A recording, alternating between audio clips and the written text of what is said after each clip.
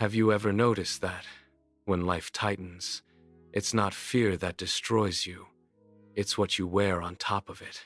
Because fear, everyone feels it. But what separates someone who lives with silent courage from someone who lives protecting themselves from the world is only one thing: the armor. And today, I want to show you an idea that changes everything, and that, if you understand it until the end, you will recognize exactly what your armor is, and how to start taking it off piece by piece, without exposing yourself too much, without humiliating yourself, and without losing yourself. But before that, answer me one thing without lying to yourself.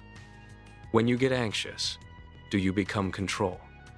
When you feel insecure, do you become perfectionism? When someone disappoints you, do you become coldness? When you feel small, do you become irony? Whatever. I don't even care, because here is the point that almost nobody notices. The armor does not show up when you are fine. It shows up when you are afraid. And it is so automatic that you call it my personality. Except it's not you. It's you trying to survive. We were raised thinking that vulnerability is weakness, that feeling too much is dangerous, that showing need is being a sucker, that saying I care is giving power to the other. In many homes, some emotions were allowed, and others were forbidden. Maybe you grew up in a place where sadness was shame, so you learned to be strong. Or worse, you learned to be okay. And then a cruel psychological trick happens. When you don't have space to feel sadness, fear, frustration, everything turns into anger, or everything turns into silence. And that looks like maturity. It looks like self-control. It looks like I don't depend on anyone. But in practice, that is only pretty armor. And I'm going to tell you the reason why this matters so much. There is no courage without vulnerability. Courage is showing up on the inside and on the outside. When you have no guarantee of a happy ending, courage is saying I love you without knowing if you will hear it back. Courage is trying something that can fail. Courage is being joyful without rehearsing a tragedy before. And yes, this part about joy is the hardest. Stay with me, because I'm going to show you why the most vulnerable emotion of the human being is joy, and why so many people choose to live kind of disappointed for safety. Before that, let me ask you a question that will seem simple and will hurt a little. What was your first armor in life? There are people who grew up in noisy houses, not noise of music, noise of tension, shouts through the wall, doors slamming, the feeling that you needed to be alert all the time. And when you grow up like that, you learn to read the environment as if your life depended on it. You become good at noticing everything, good at predicting other people's mood, good at feeling the atmosphere change even before someone speaks. And that has a name: hypervigilance. But hypervigilance, deep down, is a survival skill. It is the body saying, stay alert, because the unexpected can hurt. Now pay attention to this. The same skill that protected you in childhood can be sabotaging your adult life, because you keep acting as if the world were going to explode at any moment. And then you don't relax in love. You don't relax in friendship. You don't relax at work. You don't relax even when everything goes right. You only wait for the fall. And that leads us to the most silent point of all. Many people are not afraid of suffering. Many people are afraid of allowing themselves to feel something good. There is something that people do without noticing. When something good happens, they immediately think, okay, but what if it goes wrong? Okay, but this is not going to last. Okay. But soon a bad piece of news comes. It is as if the mind said, don't get too excited, because you can be caught off guard. And the name of that is simple and devastating: rehearsing tragedy. And do you know what is saddest? This looks like prudence. It looks like realism. It looks like maturity. But in truth, it is fear dressed up as wisdom.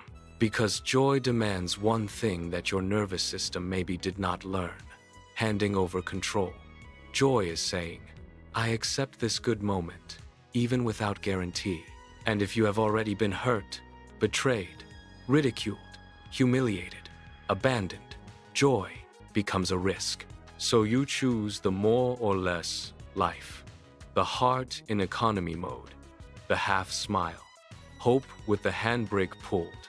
And it is here that the armor steals everything from you without making noise.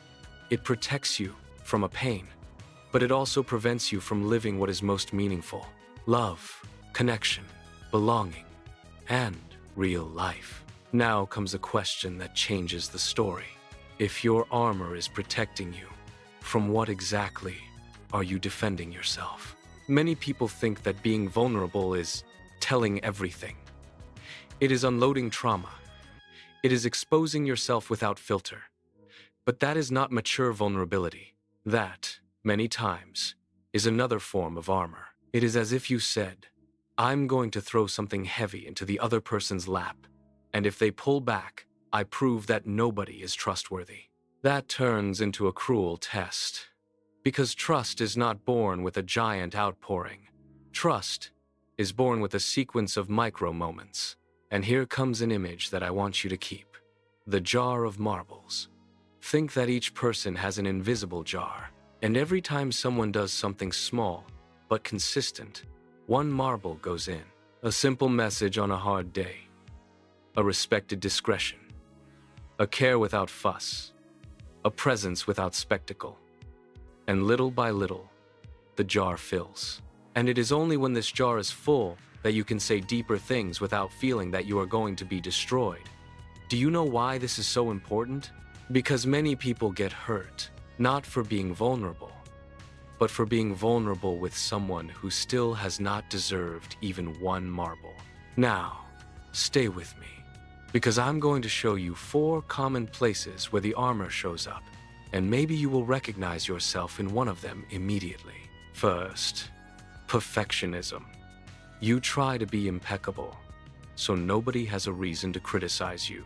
But deep down, that is not excellence. It is fear of not being loved if you fail. Second, control. You try to move all the pieces of the board: the schedule, the conversation, the relationship, the future. But control is only anxiety in uniform. Third, emotional distancing. You pretend that you don't care. You pull away before needing to. You handle it alone. Except that this is not independence. It is protection against the possibility of depending and getting frustrated.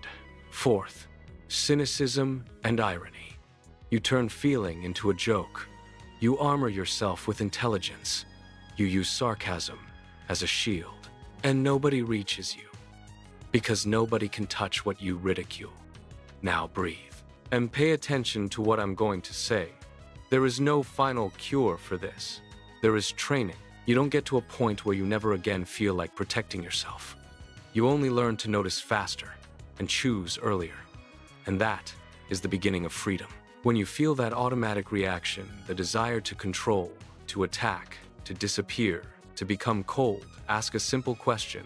What am I afraid of right now? Not what the other did. Not who is wrong. Not how I am going to win this conversation. Only, what am I afraid of right now? Because the armor is always a response to fear. And when you name the fear, the armor loses strength. And here comes a beautiful detail that changes everything. Most people manage to identify 3 emotions. 3. Happy, sad, mad. Except that life does not fit in 3 boxes. When you don't have emotional language, your world gets small. And a small world demands a big armor. So the first step is not opening up. The first step is learning to feel with precision. I am disappointed. I am insecure. I am ashamed. I am afraid of being rejected. I am afraid of not being enough. That seems simple, but it is pure emotional maturity. And now I am going to do what I promised you. A 60-second exercise for when you only feel weight and can't explain.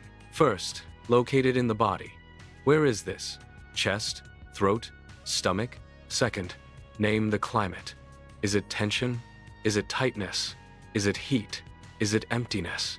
Third, choose an emotional word. Fear, shame, sadness, frustration, anxiety, loneliness. Fourth, complete the sentence. I am afraid of, or I am sad because. Fifth, final question. What do I need right now? That is not armor. Sometimes the answer is rest. Sometimes it is asking for help. Sometimes it is saying the truth calmly. Sometimes it is setting a limit. That does not make you weak. That makes you real. So, if you take only one thing from this video, take this. The opposite of courage is not fear. It is armor. And maybe, today, your life is not stuck because of lack of strength, but because of excess of protection. Maybe you don't need to become another person. Maybe you only need to learn to recognize when fear shows up and choose to respond with presence instead of armor.